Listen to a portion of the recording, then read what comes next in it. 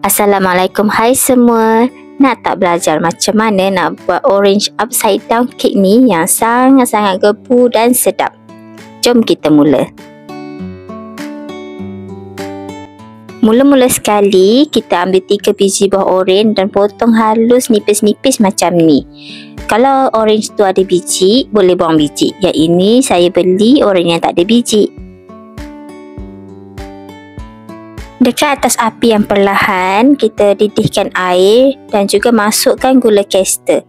Kita kacau gula ni sampai betul-betul larut sebelum kita masukkan hirisan oren. Masukkan hirisan buah oren yang kita dah potong tadi. Air ni sekadar cukup untuk menenggelamkan buah oren sahaja. Dan kita renihkan dengan api yang perlahan selama 20 minit. Lepas kita masak buah oren tadi, kita susun ke dalam dasar loyang. Loyang ni saya dah grease dan susun parchment paper siap-siap. Kita susun secara membulat macam ni.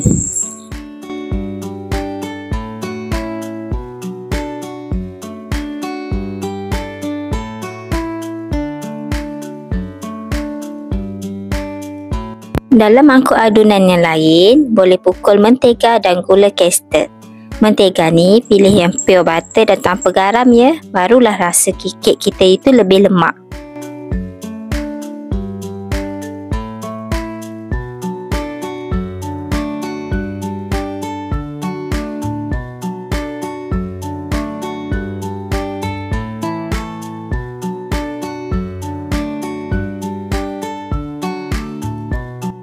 Lepas mentega dan gula tadi dah gebu, masukkan telur satu persatu.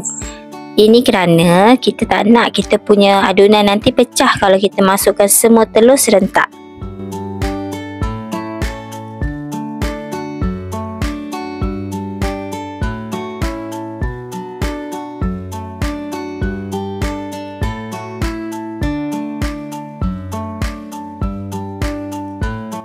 Seterusnya, kita masukkan esen vanila. Kenapa kita guna esen vanila? Sebab kita tak nak kek kita ni nanti ada bau telur.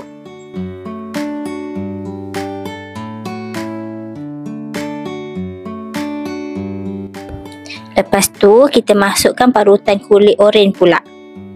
Yang ini masukkan anggaran dalam 1 sudu besar je. Dan kita gunakan pati oren. Yang ini saya gunakan oren sangkuit sebanyak 3 sudu besar.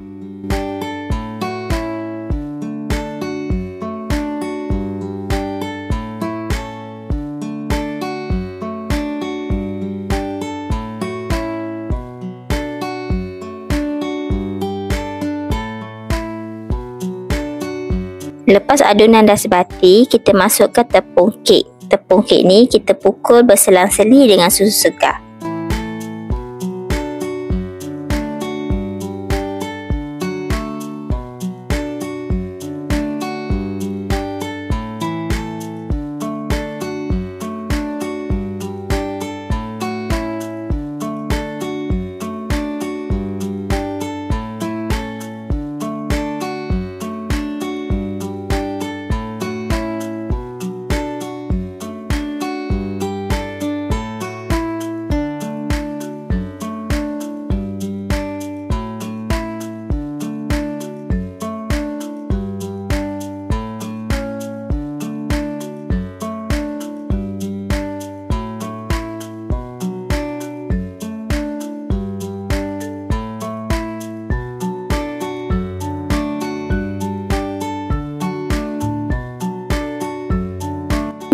Lepas adunan kita dah siap, kita masukkan ke dalam loyang yang kita dah susun hirisan buah oren tadi.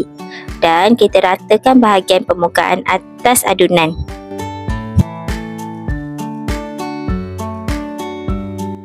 Bakar kek pada suhu 150 darjah Celsius selama 30 minit atau sehingga masak.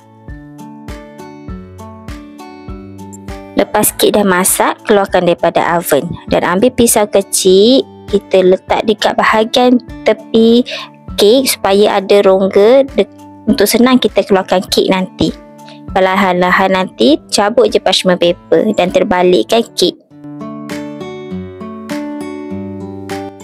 Tada, cantik tak lepas kita terbalikkan kek? Inilah namanya kek upside down, bermakna kek ini kita terbalikkan. Pastikan kek dah sejuk baru kita potong. Kek ni sangat-sangat gebu dan rasa lemak butter kalau kita gunakan pure butter. Terima kasih kerana menonton, selamat mencuba.